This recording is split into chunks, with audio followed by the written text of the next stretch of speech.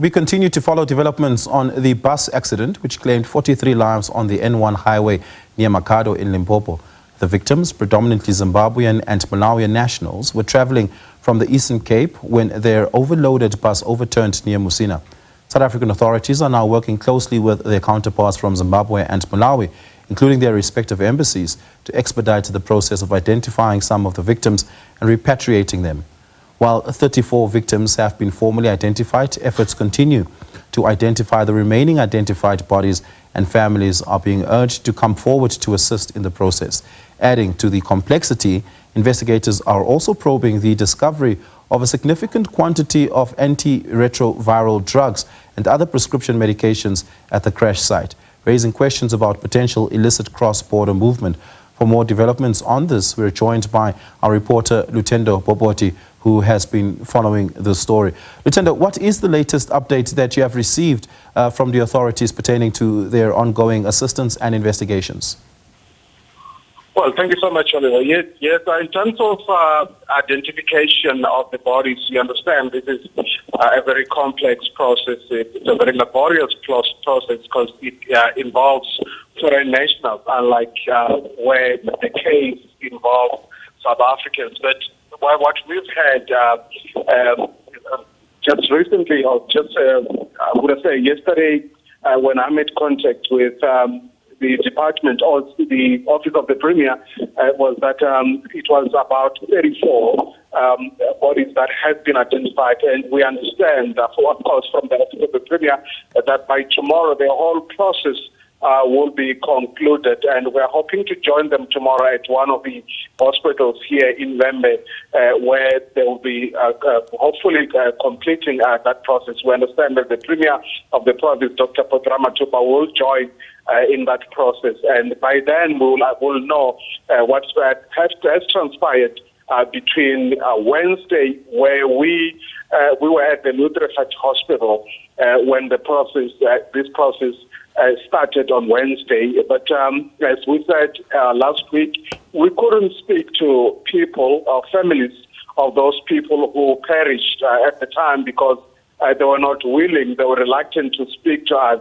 But what I can say is that the whole process started then on Wednesday, started at the Lutendo Hospitals, where the list of people who were in that bus was, and people, the staff there at the hospital would then refer people to hospitals where the bodies are restored.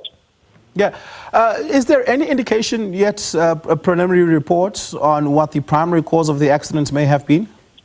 Yes, we understand that the Department of Transport nationally just released a report preliminarily saying that the 5 of the 10 brakes of the bus were not working. This is a double axle bus. Depending on transfiguration, you expect that all 10 brakes should be working. And we also understand that the bus was overloaded, and when it came down the mountain pass just after Lutendo, the brakes failed. The 5 brakes that were functioning just could not hold the bus, and it went tumbling down the embankment. And this is what really happened. And as far as the report by the transport department is concerned. Has the operator of the bus company been identified?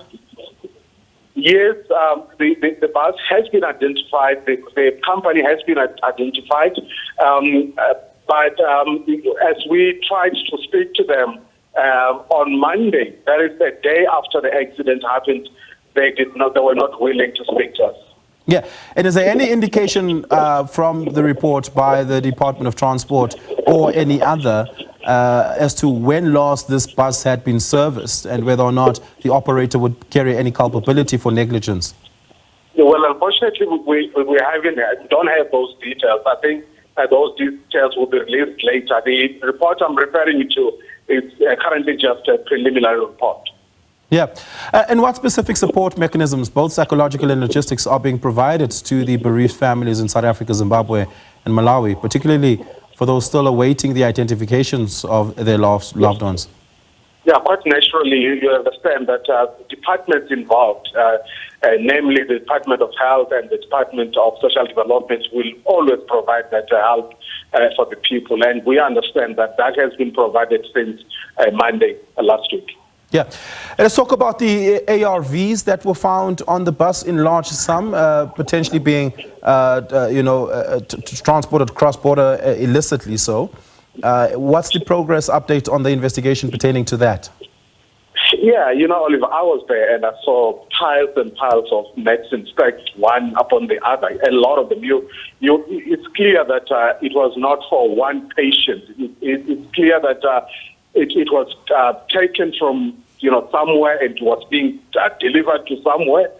But we understand that investigations are underway. Police are investigating the origin of those medicines. It probes the question, was this bus used to smuggle medicine through to neighboring countries? But we'll await, of course, the report to reveal what's really happened and what was the origin of those medicines.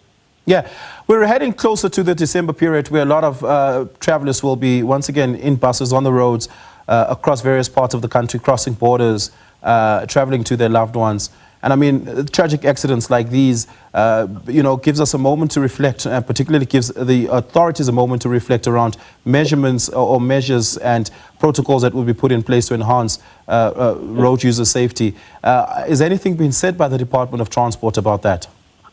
Well, nothing said really, but from as far as I'm concerned, this morning I drove from Polokwane to Musina, and I was observing if there are any roadblocks or any plans in place to try and mitigate this accident as we head towards the festive season.